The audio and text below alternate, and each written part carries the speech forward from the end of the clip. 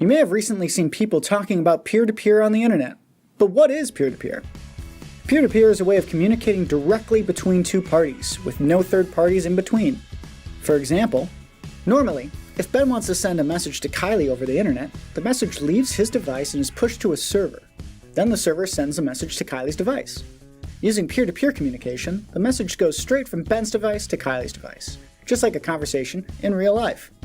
Once a connection is established between two devices, each device works as its own server and receiver, allowing messages to travel uninterrupted. The first well-known use of peer-to-peer technology was Napster. Napster allowed you to make files on your computer available for other users to directly download. This is significant because it allowed each person to be a digital library for sharing. Since then, Bitcoin was created and gave new life to peer-to-peer systems. Bitcoin is a decentralized digital currency without a central bank that can be sent from user to user on the peer-to-peer network, just like cash in real life. So, why does this matter? Well, when data gets sent to a central server, it can be monitored, stored for later use, sold to third parties, or stolen by criminals. One of the big benefits of peer-to-peer is how you get to control your data.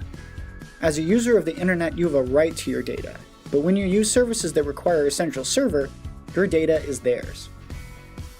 While most platforms let you download and view your data, where that data goes and how it's stored is in their control, which means they might also sell it. Peer-to-peer lets you take full control of who sees your data, where your info goes, and how it's used. With no third party holding your data, the power is in your hands. Peer-to-peer also helps ensure security. Since your data is stored on your device, criminals can't exploit a server to get your info. With the help of decentralization and encryption, a user has even more security and independence than ever before. The internet was created with free information and global connection at its core.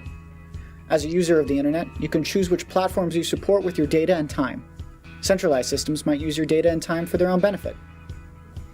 A centralized system makes it much harder for startups, creators, and other groups to grow their internet presence without worrying about those centralized platforms changing the rules or taking away their audiences and profits to protect their own power.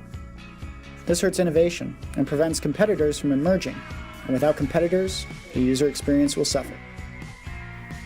Luckily for you, these decentralized peer-to-peer systems are becoming more and more common, allowing you to control your data online. What industry do you think could benefit from peer-to-peer technology? Let us know in the comments.